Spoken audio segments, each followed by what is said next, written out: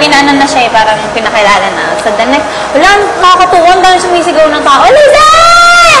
No! Sa loob. Sa lumabas na si Piolo, may sumigaw na lalaki, I love you, Piolo!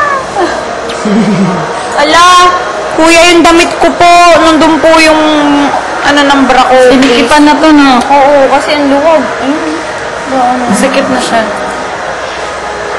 Tama ka sa TV? Hindi. Ang ganda mo. Buti yan yung... Buti ito yung pinasuot sa'yo kasi bagay sa'yo. Kasi may leggings pa nga ito eh. Ang panang may leggings. Kaya hindi na pa nasuot. Hindi na nga iniksian eh. Dapat ganyan. Oh, perfect. Hindi na tinakpan yun. Nakabuka ka na. Stiff ako, no? Kasi siya hindi siya gumagalaw. Mga ganun talaga. Ay! Hawakan niya talaga yung kamay mo! With feelings talaga. Grabe siya mag-emote to. Kasi yung mata niya nakaganon talaga. Ganyan. Ganyan siya eh. Lagi siya nakaganon. Ganda na. Sorry ko ba yung... May ganun talaga. Gutom na ako. Wala pang kain. Kumain ka na. Kasi yung muna yung shoes mo. Mag-ano na ako. Kasi yung damit ko nandun, sayang naman yung matubalan. Ang galing nila magtrabaho ng Pinay.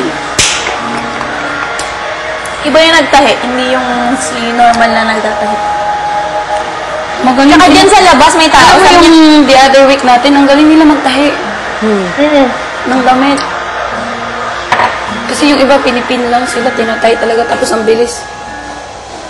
Para makasya talaga yung damit. Tsaka hindi talaga siya mahubad kasi yung string na ginagamit nila, very ano eh. Tapos pinakilala ko nila Tony. Ako daw yung consistent star scholar. Nakatuwa yung ganun. Uy!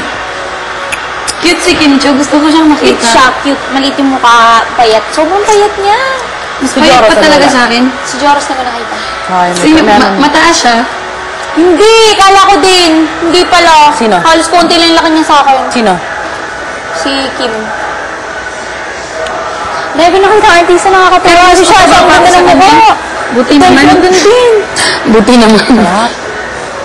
Ang sarap ng feeling pag nakakalabas. Ano mo yung kikita mo na, ala, ang daming tao. Ang sarap parang ang sarap makapag-usap sa mga tao. Kasi di ba, syempre, atat kang makakita ng tao. Parang, ala, parang tanga kanina. Talagang ganyan ako kanina. Lalo sa daan, nakita ako ng mga sasakyan. Nakatuwa. May bagong kotse. Wala akong nakita. Sa mga ang dami. Matuwa. Hindi ka naka-blindfold? Hindi. Ang bilis lang kasi dyan lang eh. Oh, malapit. Paglabas, andyan lang, tawid lang. Kinotse ka? Van. Minivan. Nakakatuwa siya. Ang galing Counseling ako kanina ni Sel. Bakit? Gawa ng ano? Kanina ka lang na-counseling. Gawa nun? Pag-alis mo, Gawa nun? problema ko, tsaka yung pagka-top 3 ko. Sabi nga sa akin kanina sa interview, ano may ikwento mo kay Chris? Pagdating mo kasi, di ba, si Piolo, Sabi ko, syempre, ang dami. Crush ko si Piolo. Tsaka Saan yan? Doon kanina nang in-interview. Wala talaga!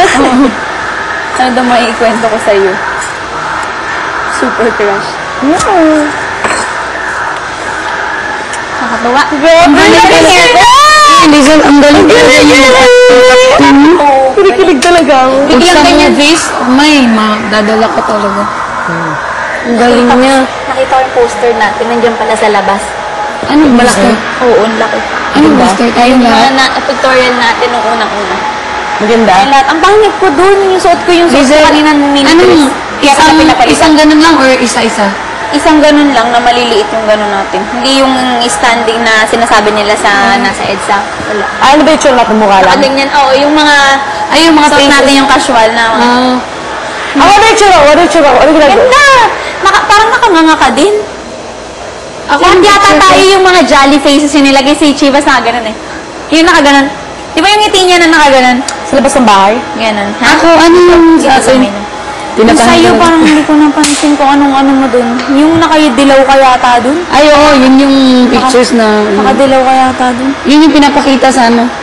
Yung pinapakita saan. Ganun. Parang feeling ko. Si Sheng ang ganda nakaganon.